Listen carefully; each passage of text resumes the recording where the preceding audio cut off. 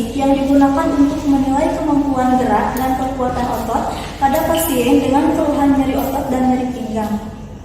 Berikut prosedur pemeriksaan LASEK adalah: yang pertama, pasien berbaring terlentang dengan kedua tungkai diluruskan. Yang kedua, angkat tungkai pasien sambil mempertahankan lutut tetap lurus. Dan yang terakhir, amati apakah pasien merasa nyeri. Berikut adalah contoh pemeriksaan LASEK. Selamat pagi, Ibu.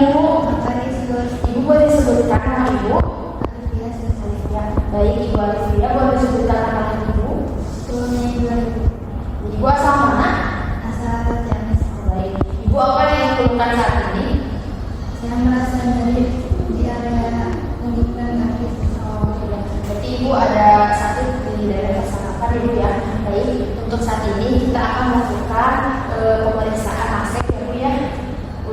Mari nanti kita pemeriksaannya di tempat ini. Baik Ibu, apakah posisi Ibu sudah nyaman?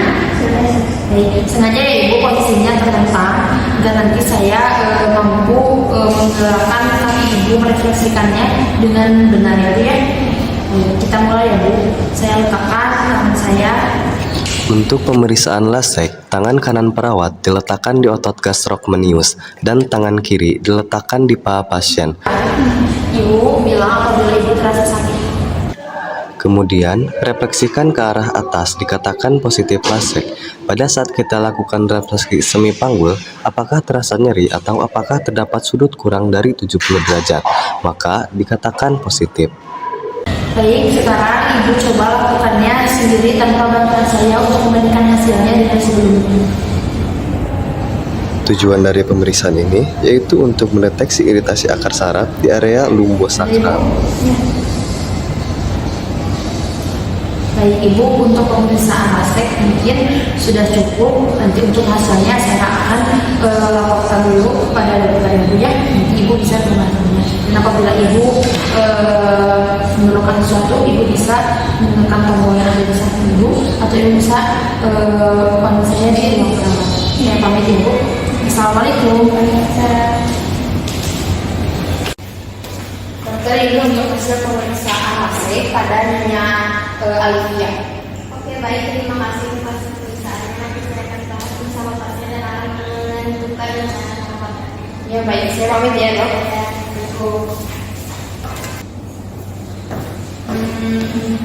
Oke, pagi. Ini nanti Bu Alif ya. Saya akan membacakan untuk hasil pemeriksaan ya Bu.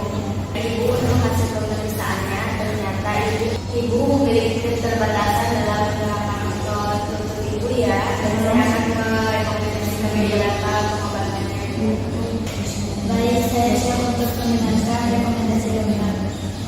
Dokter, apa saja yang akan dilakukan untuk meningkatkan kemampuan gerak dan otot saya?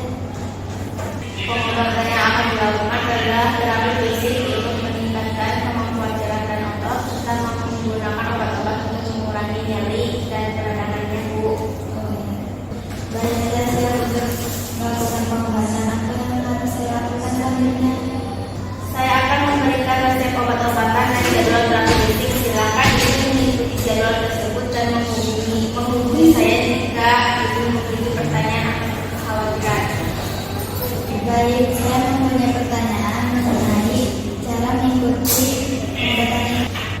Saya akan memberikan resep obat-obatan dan jadwal terapi fisik. Silakan Ibu mengikuti jadwal tersebut dan menghubungi saya jika memiliki pertanyaan atau kekhawatiran ya.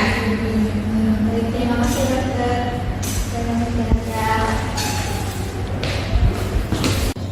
Baik Ibu, tadi obatnya sudah silakan ya Bu oleh dokter.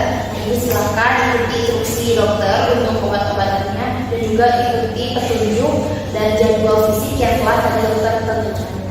Ya, terus ada yang mau saya tanyakan. Apa itu? Kapan saja saya harus mengonsumsi obat-obat ini? Ibu bisa lihat kembali ya Bu yang telah ditulis di obatnya. Ada sebelum makan, ada sesudah makan, dan ada dikonsumsi 3 kali sehari, pagi, siang, dan juga malam.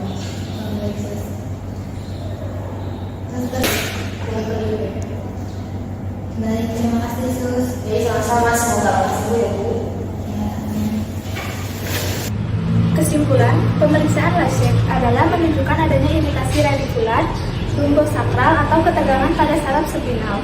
Pemeriksaan ini dilakukan untuk menegakkan diagnosis kelainan pada sendi sakroiliaka.